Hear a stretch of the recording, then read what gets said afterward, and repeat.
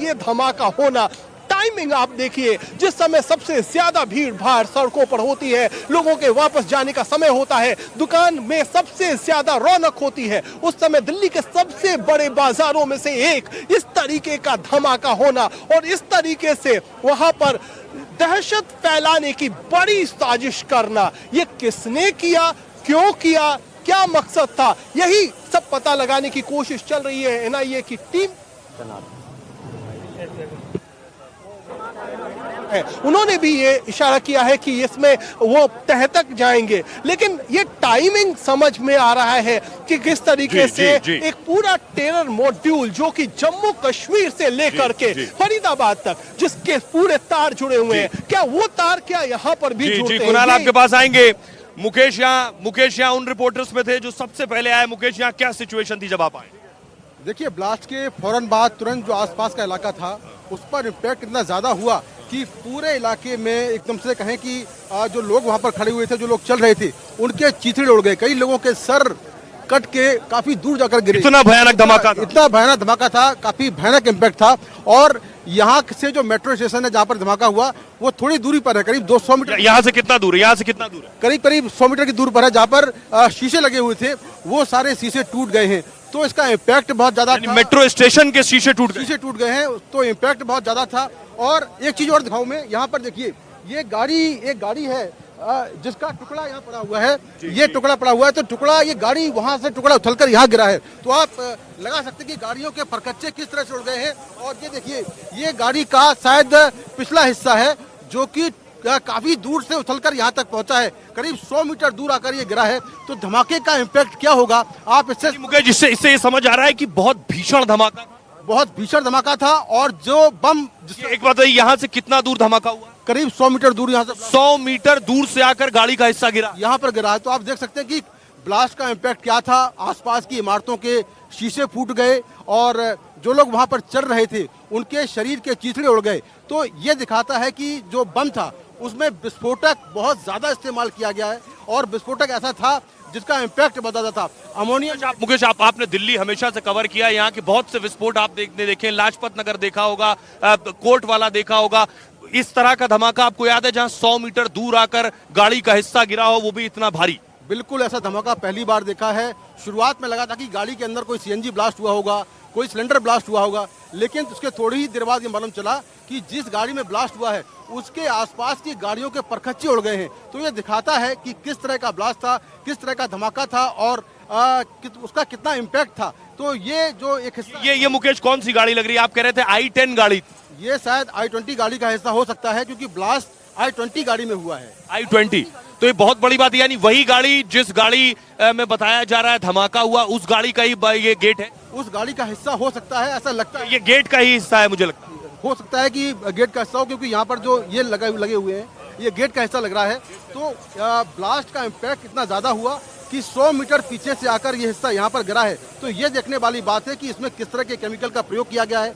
Ammonium nitrate हो सकता है, क्योंकि अमोनियम नाइट्रेट का जो इम्पैक्ट होता है वो काफी ज्यादा होता है। दूसरा RDX भी हो सकता है, क्योंकि उसका इम्पैक्ट भी बहुत ज्यादा होता है। और RDX के विस्फोट में जिस तरह का नुकसान यहाँ पर हुआ है वो आमतौर पर RDX के इस्तेमाल से होता है। तो अमोनियम नाइट्रेट या RDX, इन दोनों चीजों में से कुछ हो सकता है। हालांकि जो फॉरेंसिक एक्सपर्ट हैं NIA के भी और दिल्ली पुलिस के भी, दोनों यहाँ पीछे जांच कर रहे हैं। NSG की टीम मौके पर पहुंच चुकी है, तो जांच लगातार जारी है। किस तरह के केमिकल का प्रयोग किया गया उसको आप बता रहे हैं कि NSG की टीम भी है, उनकी भी अपनी फॉरेंसिक टीम होती है, NIA की टीम भी आई है। फॉरेंसिक टीम अब क्या करेगी, दर्शकों को जरा बताएं। देखिए, जो ब्लास्ट में केमिकल का प्रयोग होता है, यानी कि जो विस्फोटक का प्रयोग होता है, वो जांच केवल NSG करती है। NSG के जो फॉरेंसिक एक्सपर्ट होते हैं वही जांच करते हैं। उसकी जांच दिल्ली पुलिस नहीं करती है, NIA नहीं करती है। NSG के फॉरेंसिक एक्सपर्ट जांच करते हैं और पता लगाते हैं कि आखिर किस तरह का इसमें केमिकल है, क्या क्या इसमें प्रयोग किया गया है। ये केवल NSG ही जांच करती है। तो यहाँ पर जो सैंपल मिलेंगे, विस्फोटक के सैंपल जो मिलेंगे, उसको NSG के जो जवान हैं वो यहाँ से लेकर जाएंगे और उसकी जाँच करेंगे। तो देखिए, पूरा जो ये हिस्सा है किस तरह से काला पड़ गया है। देखिए, जो यहाँ पर केमिकल्स हैं, जो एक्सप्लोसिव हैं, उसका असर देखिए कि पूरा का पूरा हिस्सा काला पड़ गया है और पीछे 100 मीटर से ये हिस्सा यहाँ पर आकर गिरा है। ये दर्शकों को बताऊं, ये गेट है और ये गाड़ी का गेट है। जिस तरह से मुकेश बता रहे हैं कि ये I-20 का गेट है, गेट लगा हुआ था जब धमाका हुआ, क्या विस्फोटक अंदर था कार के? धमाके के बाद पूरा गेट निकलकर बाहर आया है और सोचिए बड़ी बात मुकेश ये कि 100 मीटर दूर गेट जो है 100 मीटर दूर आकर गिरा। देखिए बिल्कुल गेट 100 मीटर दूर आकर गिरा है और जिस तरह का ब्लास्ट हुआ है अभी तक की जानकारी के मुताबिक I-20 कार के पिछले हिस्से में ब्लास्ट हुआ है। अब हो सकता है कि कोई मैग्नेटिक बॉम्ब नीचे से लगा दिया गया हो गाड़ी के। मैग्नेटिक बॉम्ब लगाते हैं जैसा इजराइल एम्बेसी गाड़ी में हुआ था कि मैग्नेटिक बॉम्ब लगा दिया था, या फिर हो सकता है कि गाड़ी की मैग्नेटिक बॉम्ब यानी उसमें चुंबक है और उसे गाड़ी में चिपका दिया गया। इजराइल एम्बेसी की गाड़ी में ब्लास्ट हुआ था तो उसमें मैग्नेटिक बॉम्ब लगाया गया था, तो ये भी संभावना है। दूसरी संभावना ये है कि गाड़ी के डिग्गी में कहीं किसी ने खोलकर पूरा एक बड़ा जो बॉम्ब है वो रख दिया हो और उसमें टाइमर लगा हो और टाइमर के साथ ब्लास्ट करा दिया गया हो, तो ये पॉसिबिलिटी है। हालांकि इन सभी पहलुओं पर जो दिल्ली मुकेश, लेकिन ये तो एक गेट का हिस्सा है। आप बता रहे हैं कि अगर गाड़ी के डिक्की में कुछ होता तो संभव है डिक्की भी पूरी उड़ गई होती। गाड़ियों की स्थिति क्या थी अगर आपने वहां पहुंचे हो देखा? देखिए गाड़ियों की स्थिति बहुत बुरी है, सभी गाड़ियों के परखच्चे पूरी तरह से उड़ गए हैं। गाड़ियों का अगला हिस्सा है, पिछला हिस्सा है, जो बीच का हिस्सा है, पूरी गाड़ियों के परखच्चे उड़ गए हैं और जो गाड़ी में लोग बैठे हुए थे उनमें से कई लोग मारे गए हैं, बहुत सारे लोग घायल हो गए हैं। जो आसपास लोग पैदल जा रहे थे उनमें कई लोग मारे गए हैं, कई लोग घायल हुए हैं। 10 लोगों की मौत की अभी तक पुष्टि हो चुकी है और काफी लोग इसमें घायल हैं। तो ये वो इलाका है जहां पर जैन मंदिर है, इधर रेड फोर्ट सामने है, जामा मस्जिद उस तरफ है, तो ये वो इलाका है जहां पर बहुत सेंसिटिव इलाका भी। बिल्कुल ये बहुत सेंसिटिव इलाका है और यहाँ पर हमेशा से सुरक्षा कड़ी रही है। सीसीटीवी कैमरे आप देख सकते हैं, सामने जो सीसीटीवी कैमरे लगे हैं यहाँ पर ऐसे ही हर जो जितने भी पोल्स हैं, चांदनी चौक के आसपास जितने खंबे हैं, जितने पोल्स हैं, उनमें 4 से 5 सीसीटीवी कैमरे लगे होते हैं। तो कहीं ना कहीं इन संदिग्धों की तस्वीरें इस फुटेज में आई जरूर होंगी। मुकेश बड़ी बात कह रहे हैं, सीसीटीवी लगे हुए हैं, यानी जो भी आया है गाड़ी लेकर उसकी गाड़ी का नंबर ट्रेस होगा इन सीसीटीवी कैमरों के जरिए, उनकी लोकेशन ट्रेस होगी कहां पर धमाका हुआ। और जो मुकेश बता रहे हैं बहुत सेंसिटिव संवेदनशील इलाका है। देखिए ये रेड फोर्ट आप देख रहे हैं, मेरे उल्टे हाथ पर लाल किला है, लेकिन दूसरे हाथ पर जामा मस्जिद भी है, चांदनी चौक का इलाका भी है, गुरुद्वारा भी है। तो ये उस हिसाब से बहुत संवेदनशील इलाका है, यानी जानबूझकर इस इलाके को चुना गया है विस्फोट करने के लिए। मुकेश देखिए बिल्कुल जो टेररिस्ट होते हैं उनको मालूम होती है कि दिल्ली में सबसे ज्यादा भीड़ कहाँ होती है। चांदनी चौक उन इलाकों में है जहाँ सबसे ज्यादा कारोबारी है, कॉमर्शियल एक्टिविटी बहुत ज्यादा है और शाम के वक्त तो यहाँ भीड़ बहुत ज्यादा होती है, यानी कि पैदल चलना भी आपको मुश्किल पड़ जाएगा, उस तरह की भीड़ होती है। तो शाम को 6:52 यहाँ 6:52 पर गाड़ियाँ रेंग रही होती हैं और यहाँ गाड़ियाँ रेंगती हैं और आगे जाएंगे तो आपको पैदल चलने का रास्ता नहीं मिलेगा। तो उन्होंने ऐसा टाइम चुना कि 6:52 जब भीड़ काफी ज्यादा हो और उसी वक्त ये विस्फोट किया गया ताकि उसका इम्पैक्ट काफी ज्यादा हो, और हुआ भी है। 10 लोग मारे गए हैं और बड़ी संख्या में लोग घायल हुए हैं। तो फिलहाल अब इस पूरे मामले की जांच दिल्ली पुलिस की। जो बात मैंने आपसे सुबह पूछी थी, अभी कुछ वक्त पहले पूछी थी, सुबह से हम देख रहे हैं कि ये जो विस्फोटक मिल रहा है, ये जो मुजम्मिल एक आतंकी मिला है, एक आदिल आतंकी, इस बीच एक बड़ी खबर आ रही है और LNJP चलेंगे अस्पताल, जहां बताया जा रहा है 24 लोगों की मौत हुई, 24 लोग घायल हुए हैं और 10 लोगों की मौत हुई है। LNJP से क्या जानकारी मिल रही है?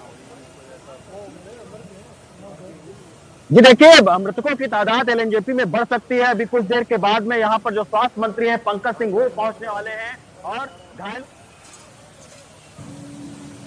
ब्लास्ट के कारण आसपास की कुछ गाड़ियां और कुछ मार्ग पर जा रहे लोग भी इंजर्ड होने के समाचार हैं। प्राथमिक सूचना जो मिली है उसमें कुछ लोग हताहत भी हुए हैं। ब्लास्ट की सूचना आते ही 10 मिनट में Delhi crime branch, Delhi special branch की टीमें स्पॉट पर पहुंची है।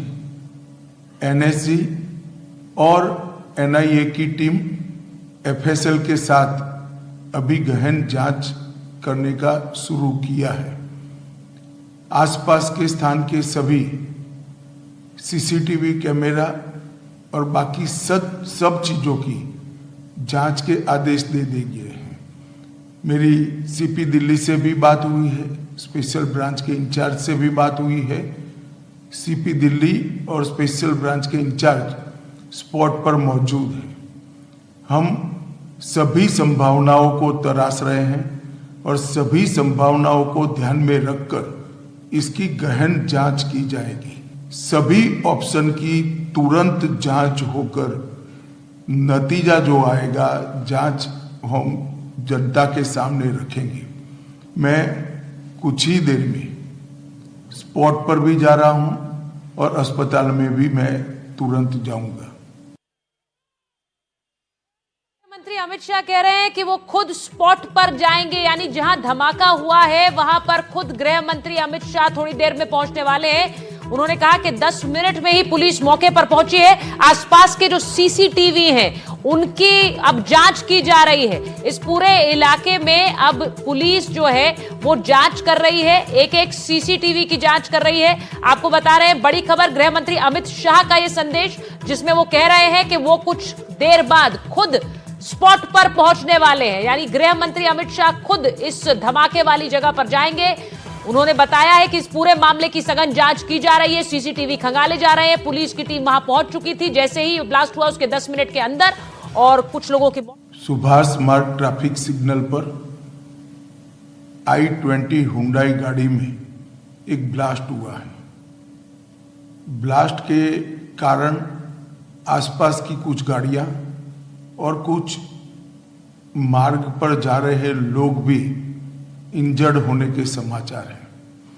प्राथमिक सूचना जो मिली है उसमें कुछ लोग हताहत भी हुए हैं। ब्लास्ट की सूचना आते ही 10 मिनट में Delhi crime branch, Delhi special branch की टीमें स्पॉट पर पहुंची है। NSG और NIA की टीम FSL के साथ अभी गहन जांच करने का शुरू किया है। आसपास के स्थान के सभी CCTV कैमरा और बाकी सब चीजों की जांच के आदेश दे दिए हैं। मेरी CP दिल्ली से भी बात हुई है, स्पेशल ब्रांच के इंचार्ज से भी बात हुई है। CP दिल्ली और स्पेशल ब्रांच के इंचार्ज स्पॉट पर मौजूद हैं। हम सभी संभावनाओं को तराश रहे हैं और सभी संभावनाओं को ध्यान में रखकर इसकी गहन जांच की जाएगी। सभी ऑप्शन की तुरंत जांच होकर नतीजा जो आएगा जांच हम जनता के सामने रखेंगे। मैं कुछ ही देर में स्पॉट पर भी जा रहा हूं और अस्पताल में भी मैं तुरंत जाऊंगा। आज शाम करीब 7 बजे दिल्ली में लाल किले के पास सुभाष मार्ग ट्रैफिक सिग्नल पर। तो अभी आप केंद्रीय गृह मंत्री अमित शाह को सुन रहे थे। उन्होंने अपना बयान दिया है जिसमें उन्होंने बताया कि पूरे घटनाक्रम के बारे में जो जानकारी उनको अधिकारियों के द्वारा, पुलिस के अधिकारियों द्वारा, स्पेशल ब्रांच के द्वारा दी गई है उसके मुताबिक उन्होंने डिटेलिंग जो की है वो इस तरीके से है कि 7 बजे के आसपास एक slow moving car Subhash Nagar signal के पास ये धमाका हुआ, और जो गाड़ी का नाम उन्होंने बताया वो एक I-20 कार थी, उसमें ये धमाका हुआ है। उसके बाद पूरे इलाके में अफरा तफरी फैल गई। गृह मंत्री अमित शाह ने यह भी बताया कि कुछ लोगों की इसमें मौत हुई है, कई लोग इसमें घायल हुए हैं, और साथ ही साथ उन्होंने ये जानकारी भी दी है कि वो खुद स्पॉट पर जा रहे हैं, यानी कि जहां पर यह धमाका हुआ है वहां का मुआयना करने के लिए, हालचाल जानने के लिए लोगों का वो अस्पताल भी जाएंगे। इसके अलावा मौके पर भी पहुंचेंगे जहां पर तमाम पुलिस के अधिकारी मौजूद हैं। दिल्ली पुलिस कमिश्नर भी वहां पर मौजूद हैं, स्पेशल ब्रांच के जो इंचार्ज हैं वो भी वहां पर मौजूद हैं। साथ ही साथ अमित शाह ने ये भी बताया कि NIA और NSG इस घटना की जांच कर रही हैं।